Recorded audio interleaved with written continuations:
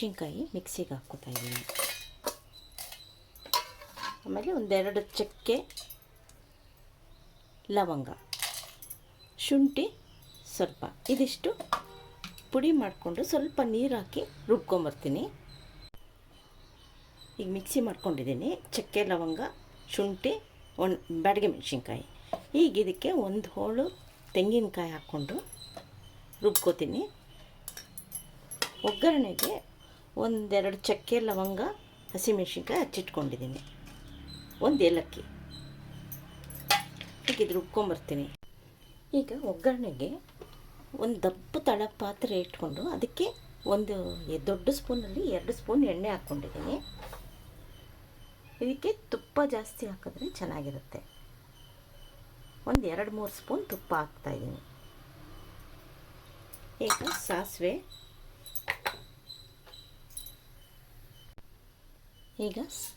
ಹಾಕ್ಕೊಂಡಿದ್ದೀನಿ.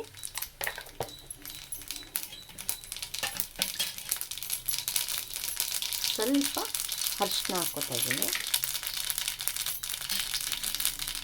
ಹಸಿಮೆಣಸಿನ್ಕಾಯಿ, ಚಕ್ಕೆ, ಲವಂಗ, ಒಂದು ಏಲಕ್ಕಿ ಹಾಕ್ಕೊಂಡಿದ್ದೀನಿ.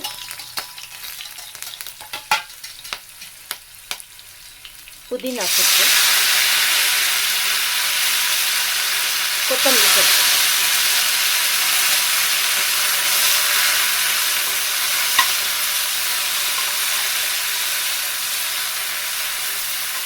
ಈಗ 3 ಟೊಮೆಟೊ ಸಣ್ಣಗೆ ಹಚ್ಚಿಟ್ಕೊಂಡು ಹಾಕ್ಕೋತಾ ಇದ್ದೀನಿ.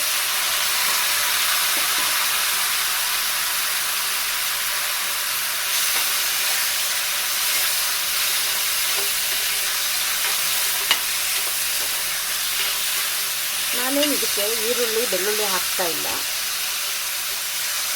ನನಗೆ ಈರುಳ್ಳಿ ಬೆಳ್ಳುಳ್ಳಿ ಹಾಕದಂಗೆ ತೋರಿಸಿ ಅಂತ ಕೇಳಿದ್ದಾರೆ, ಅದಕ್ಕೆ ಈ ಥರ ತೋರಿಸ್ತಾ ಇದ್ದೀನಿ.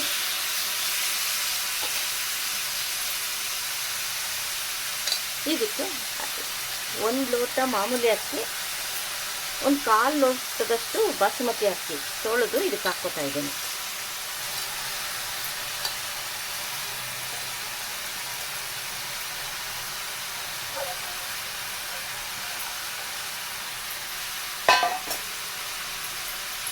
ಇದು ತುಂಬ ಬೇಗ ಆಗುತ್ತೆ, ರುಚಿಯಾಗೂ ಇರುತ್ತೆ.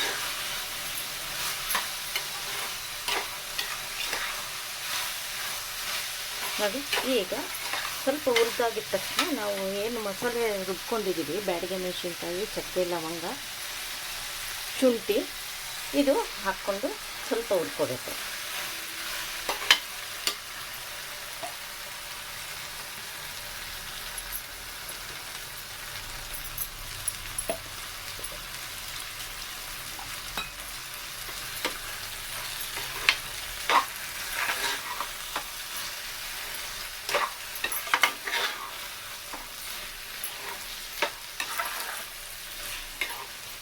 ಸ್ವಲ್ಪ ಹಸಿ ವಾಸನೆ ಹೋಗೋ ತನಕ ಹುರ್ಕೋಬೇಕಷ್ಟೆ.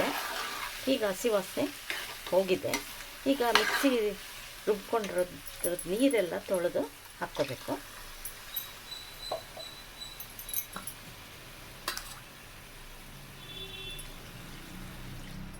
ನಾನು 1 ಲೋಟಗೆ 2 ಲೋಟ ಹಾಕ್ಕೋತಾ ಇದ್ದೀನಿ. ಈಗ 1/4 ಹಾಕಿರೋದಕ್ಕೆ 2 ಲೋಟ ಹಾಕಿದ್ದೀನಿ. ಮಸಾಲೆಗೆ ಸ್ವಲ್ಪ ಹಾಕಿರ್ತೀವಿ, ನೀರು ಎಲ್ಲ ತೊಳೆದು ಹಾಕಿದಾಗ ಇಷ್ಟು ಸಾಕು. ಈಗ ರುಚಿಗೆ ತಕ್ಕಷ್ಟು ಉಪ್ಪು ಹಾಕ್ಬಿಟ್ಟು ಕುಕ್ಕರ್ 2 ವಿಷಲ್ ಕೂಗಿಸಿದ್ರೆ ಟೊಮೆಟೊ ಬಾತ್ ರೆಡಿ. ರುಚಿಯಾಗಿರೋ ಟೊಮೆಟೊ ಬಾತ್ ರೆಡಿ ಆಗುತ್ತೆ.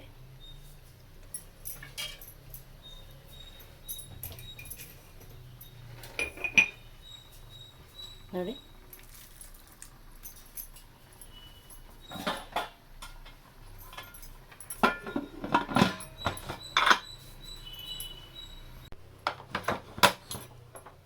ನೋಡಿ, ರುಚಿಯಾಗಿರೋ ಟೊಮೆಟೊ ಬಾತ್ ರೆಡಿ.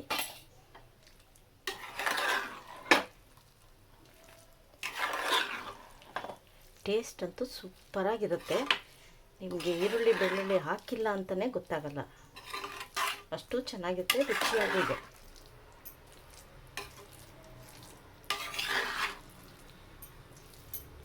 ನೀನು ಜಯ ಸ್ಕಿಲ್ಸ್ ಚಾನಲ್ಗೆ ಸಬ್ಸ್ಕ್ರೈಬ್ ಆಗದಿದ್ದರೆ ಸಬ್ಸ್ಕ್ರೈಬ್ ಆಗಿ, ಲೈಕ್ ಮಾಡಿ, ಶೇರ್ ಮಾಡಿ.